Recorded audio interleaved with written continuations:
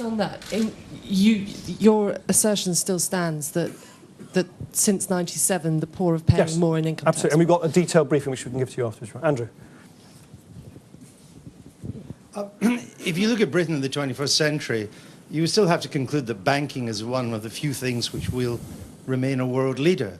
So I'm slightly surprised that you want to cut it down to size and make it smaller, since it's one of our few success stories, despite the crash.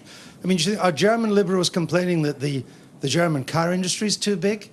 Are French liberals complaining that the French luxury goods sector is too big? Are American liberals complaining that the aviation sector in America is too big? I mean, why would you want to cut down to size something in which Britain is still one of the world's capitals? And if any of what you propose was ever to come to pass, what's your estimate on how big a boost this would give the Swiss economy? Do you say it would be 5%, 10%? Vince, can I just, just to point out a point of fact, to my knowledge, I don't think French perfume manufacturers or Volkswagen have required £1 trillion worth of bailout from the taxpayers. And I don't believe that French perfume manufacturers or the Volkswagen... No, hang on, Andrew, you drew a parallel between the British banking sector,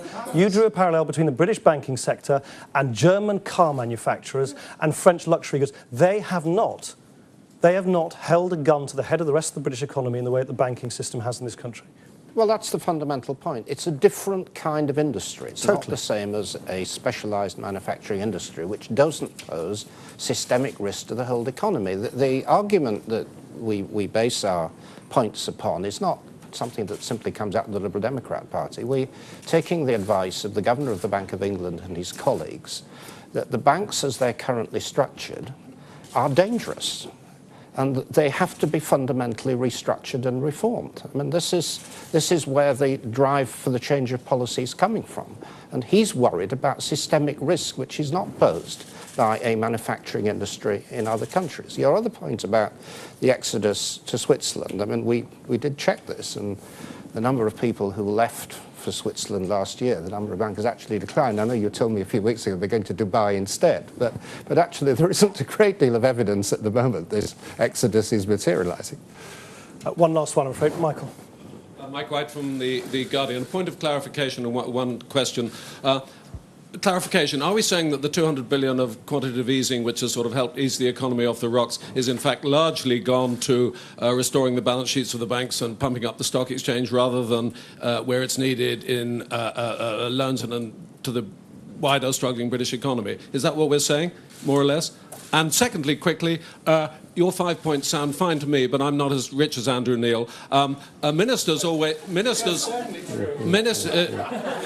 We'll leave the room now and let you get on with it, I think. Andrew and I agree on these finer points. But ministers routinely say, we live in a globalised economy, we can't take stronger regulatory action in isolation. Have any or all of the 5 points which you're putting forward got precedent, got support, prior action taken in other serious banking economies? Do you want to take that? Well, on your quantitative easing point, I mean, the point I've made from the very outset of this experiment was that it was a dangerous experiment, but it had to happen. I mean, there was no other way that a very serious crash could be prevented. That was one of the lessons of the 1930s. What appears to have happened, of course, a lot of money has been pumped into the banking system. Some of it's come out the other end. A lot of it has been used to pump up asset markets, which is arguably why housing markets at the moment are so buoyant. Are questionable benefit to the UK economy. That's partly what seems to have happened. But this is a dangerous experiment. It's unproven, but it had to happen. There was no other way of forestalling what could have been a catastrophe. Mike, if you're really interested in this, the Centre for Reform has recently published a pamphlet on how quantitative easing is... No, it's not ours. It's not ours. You can see it's not ours because I couldn't remember the name of it. Has published a very good recent pamphlet on the link between quantitative easing and asset price inflation, which you might be interested in. I don't think I can legitimately close a press conference on banking without asking the Financial Times for at least one question, and then that'll be the last one. The precedents on your 5 points, where do they come from? Well, they're specific to us and specific to the UK, but of course other countries are taking action themselves. The Obama administration has had substantial interventions in the banking sector, both to reclaim the money they've invested and to impose bonuses. In the very specific, very ad hominem way that you suggest. Not necessarily in the very specific ways we're suggesting. Can you do it on your own without them, go to the horrors of Geneva or Dubai? I don't know, I'm asking. Well, I think we've partly answered that question. We haven't seen the exodus. There are many reasons why people might wish to work here. Yeah. Alex Barker, Financial Times. I'm just wondering how high up your list of priorities this is in terms of Parliament negotiations. Secondly, do you think that telling every banker in the country who's earning more than them and by exactly how much will encourage them to ask their managers for more money or less? You shouldn't have taken that question, I told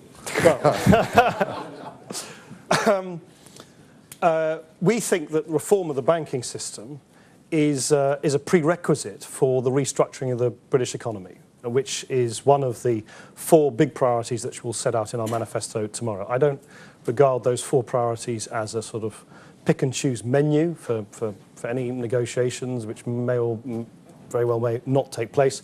We see them as a sort of template for change, and we do see reform of the banking system, as I explained to Angus earlier, as absolutely vital to, at first, protect the British economy from further unsustainable liabilities in the banking system, and secondly, in order to put it on a more sustainable long-term footing. And the second question, Sir Alex, well, if the bankers wanted more transparency, why have they worked so hard to close it down? And do remember, these banks, even the ones which are not outright owned by taxpayers, are indirectly subsidised by taxpayers or guaranteed by them, and that's why we think the public have a right, as shareholders in the broadest sense of the word, to know how the people they're subsidising are being paid. Thank you very much. Thank you very much.